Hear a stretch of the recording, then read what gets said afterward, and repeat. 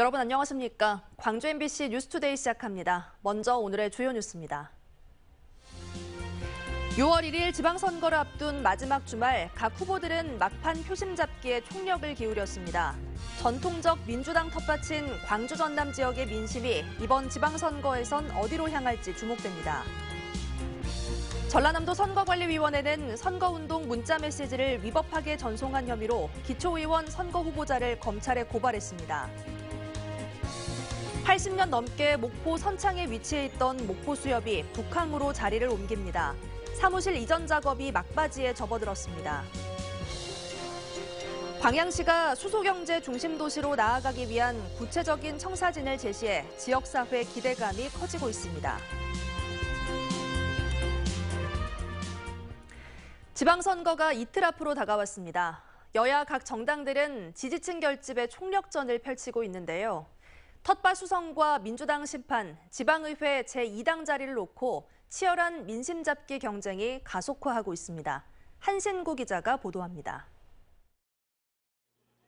지방선거를 앞둔 마지막 주말과 휴일, 여야 각 후보들은 시장으로, 산으로, 축제 현장으로, 유권자들이 많이 모이는 현장을 찾아서 막판 표심 잡기에 총력전을 펼쳤습니다. 더불어민주당은 전통적 지지층의 결집을 통한 텃밭의 싹쓸이로 정부 여당에 대한 견제론을, 민주당이 그래도 광주, 전남, 전북만 살고 다 죽게 생겼어. 열심히 아무튼 해서 선거 끝나고 우리 다시 개조를 좀 할게요, 개조를. 국민의힘은 낙후된 지역의 발전과 시민의 삶의 질 향상을 위해서 힘있는 여당 후보에 힘을 실어달라고 호소했고, 중앙정부하고 손잡고 많은 예산 확보해서 우리 광주 발전을 위해서 열심히 일해보겠습니다. 정의당과 진보당 등 진보계열 정당들도 지역 일당 독점을 막기 위해선 대한 정치 세력이 꼭 필요하다면서 대시민 호소와 철야 유세를 이어가고 있습니다. 전통적 텃밭의 재확인이냐, 반민주당 깃발 든 무소속의 약진이냐, 그리고 24년 만에 지방의회 진출을 노리는 국민의힘과 진보정당 계열의 광역과 기초의회 제2당 확보 여부가 이번 지방선거의 관심으로 꼽히고 있는 가운데 유권자들의 선택의 시간이 이제 다가오고 있습니다. MBC 뉴스 한신구입니다. 전라남도 선거관리위원회가 선거운동 문자메시지를 불법으로 전송한 기초의원 후보자 A씨를 검찰에 고발했습니다. 기초의원 선거 출마자 A씨는 지난 3월 31일부터 5월 11일 사이 관할 선관위에 신고하지 않고 법정 횟수를 초과해 총 28차례에 걸쳐 11만여 건의 선거운동 문자메시지를 발송하고 수신 거부 의사표시와 같은 필수 기재사항을 누락한 혐의를 받습니다. 공직선거법에 따르면 예비후보자와 후보자가 선거운동 문자를 보낼 수 있는 횟수는 8번으로 제한돼 있습니다. 광주지법은 지방선거를 앞두고 금품살포를 시도한 혐의를 받는 담양군수 선거운동원 A씨에 대해 구속영장을 기각했습니다. A씨는 지난 26일 담양군 일대에서 승합차에 1,200만 원 상당의 현금을 싣고 다니며 선거 구민에게 제공하려 한 혐의를 받고 있습니다.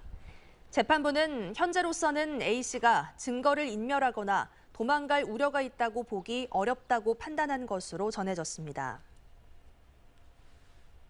민주당이 무소속 출마자에 대한 복당 불허 방침을 밝히는 등 무소속 새 확산 차단에 부심하고 있습니다.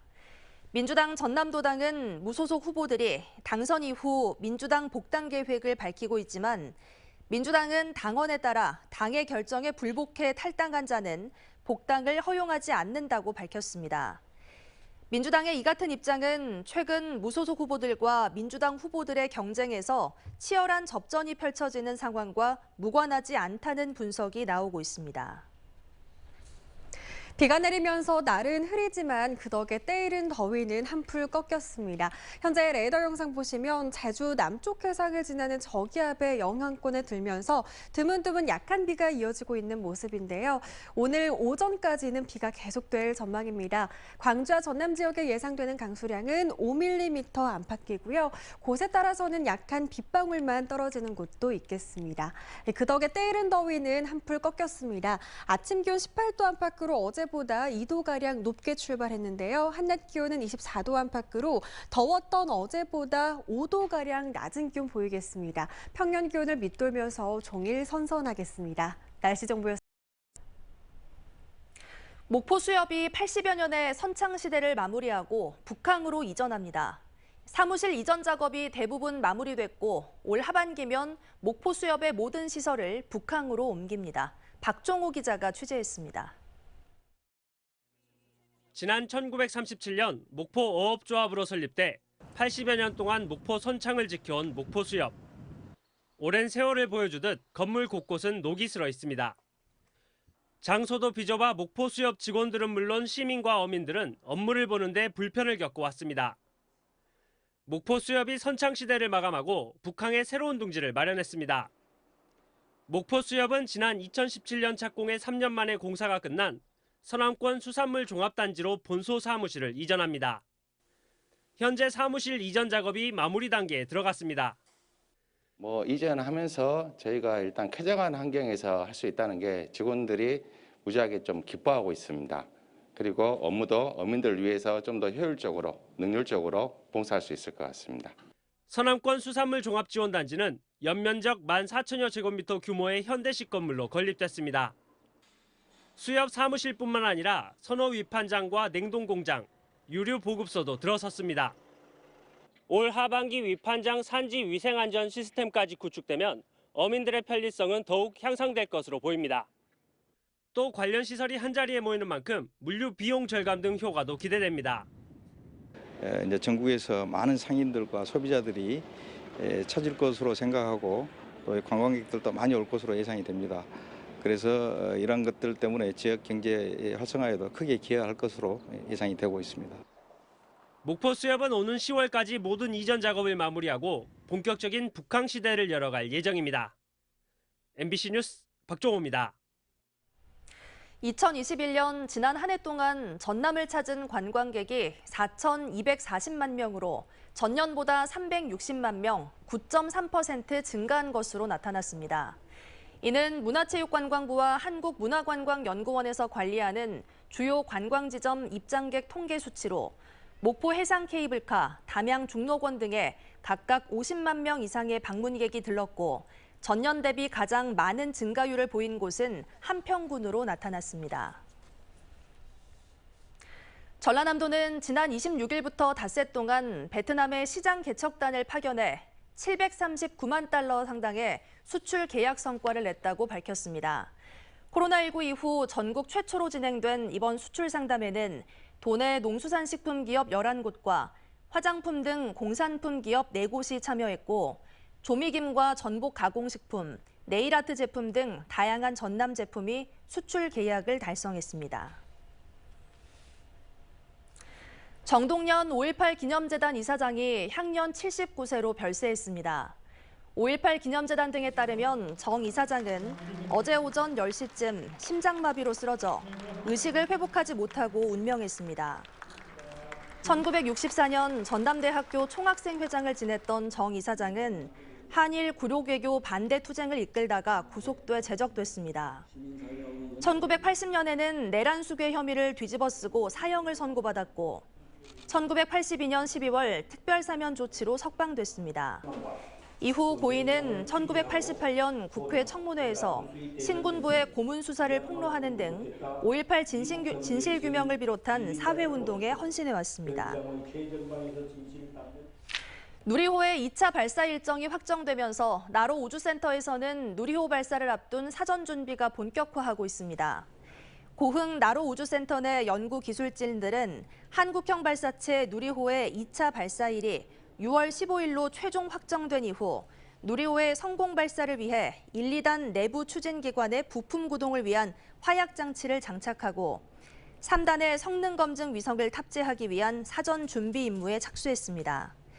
또 누리호에 탑재될 성능 검증 위성도 현재 나로 우주센터 내로 이송돼 최종 점검에 들어갔고 다음 달 초까지 3단부에도 장착될 예정이라고 덧붙였습니다.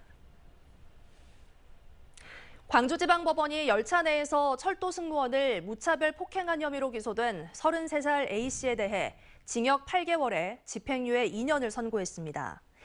A씨는 지난해 10월 4일 오전 11시 반쯤 용산에서 광주로 향하는 무궁화호 열차 안에서 검표 중이던 43살 승무원 B씨를 폭행해 다치게 한 혐의를 받고 있습니다. 재판부는 업무 중인 직원을 무전기 등 위험한 물건으로 때려 죄질이 좋지 않다면서도 A씨가 정신질환 등 심신미약 상태였다는 점과 양측이 합의한 점 등을 참작했다고 설명했습니다.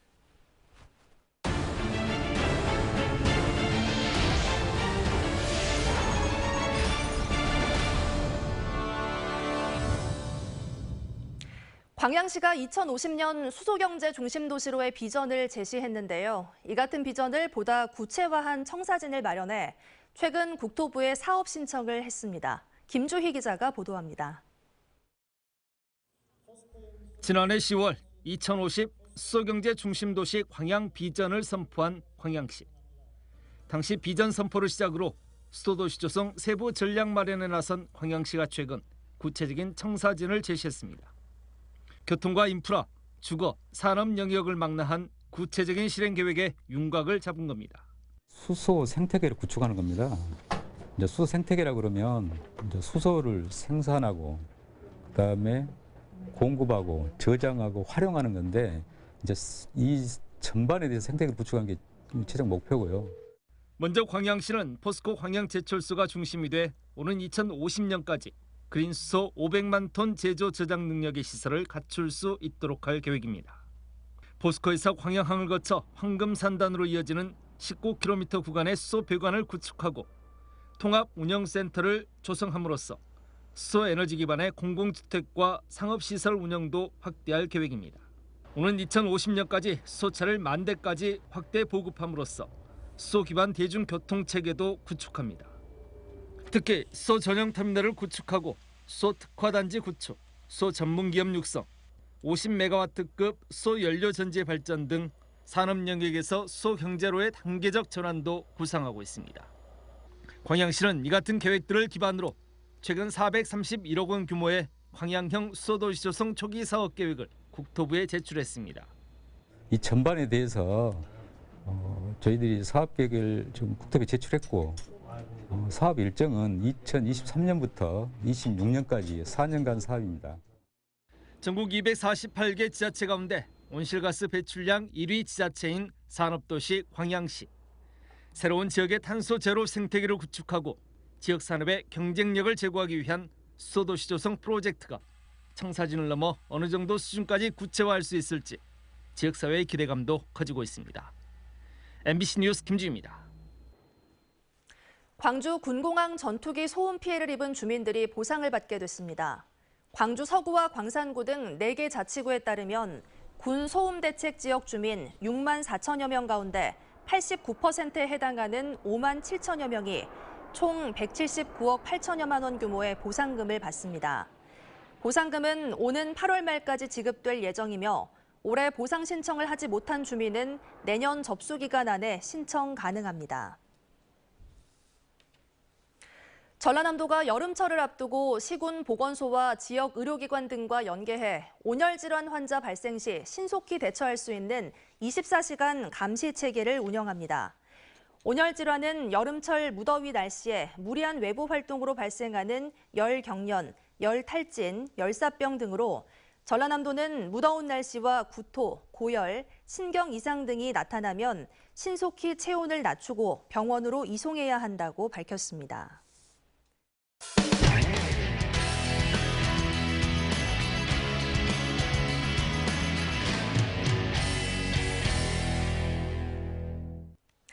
수달은 새들이 낳아놓은 알뿐만 아니라 새도 잡아먹는 식욕을 자랑하는데요. 멸종위기 야생동물인 흰목 물대새와 함께 생활한 이례적인 모습이 카메라에 포착됐습니다. 경남 MBC 부정석 기자의 보도입니다. 하천에서 먹이를 잡던 수달이 모래사장으로 천천히 올라옵니다.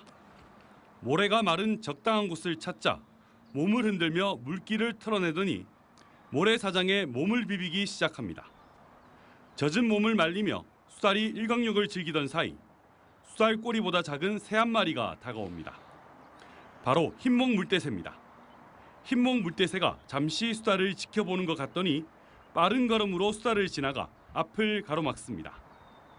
숫살도 마지못해 느린 걸음으로 자리를 옮겨 다시 일광욕을 즐깁니다.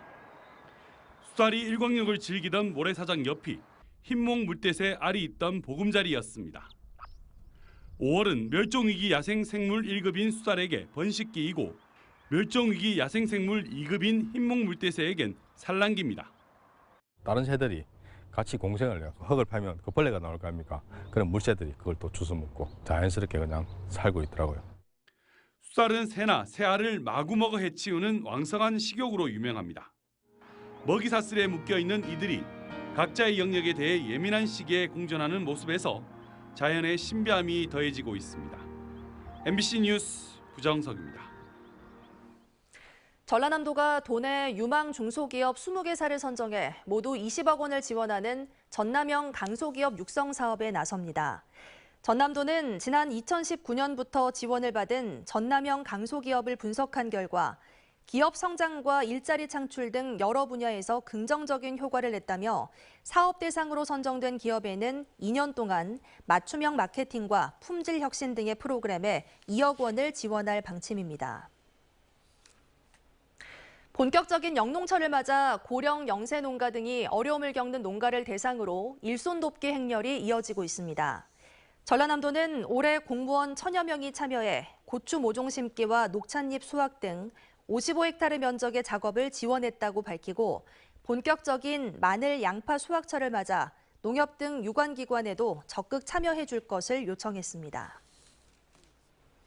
비가 내리고 있습니다. 날은 흐리지만 그 덕에 때이른 더위는 한풀 꺾였습니다. 현재 레이더 영상 보시면 제주 남쪽 해상을 지나는 저기압의 영향권에 들면서 약한 비구름대의 영향을 받고 있습니다. 오늘 오전까지는 비가 이어질 전망입니다. 예상되는 강수량은 광주와 전남에 5mm 안팎입니다. 오늘 비가 그친 뒤로도 날은 대체로 흐리겠고요. 기온은 어제보다 큰 폭으로 낮아지겠습니다. 아침 기온 18도 안팎으로 어제보다 2도가량 높게 출발했지만 한낮 기온 24도에 그치면서 더웠던 어제보다 5도가량 기온이 낮겠습니다. 대부분 지역의 한낮 기온 어제보다 내림세를 보이겠습니다. 장성의 낮 기온 24도 예상되고요. 담양의 낮 기온 25도 보이면서 종일 선선하게 느껴질 수 있겠습니다. 아직 비가 이어지고 있는 지역이 많습니다. 해남의 낮 기온 23도에 그치겠고요. 강진의 낮 기온은 24도로 예상됩니다. 순천의 낮 기온 26도 보이면서 일교차는 10도가량으로 나겠습니다. 바다의 물결은 최고 2m에서 2.5m로 조금 높게 일겠습니다. 오늘 밤부터는 날이 점차 개겠고요. 이후로는 대체로 맑은 날씨가 이어질 전망입니다. 날씨 정보였습니다. 이상으로 뉴스 마칩니다. 시청해주신 여러분 고맙습니다.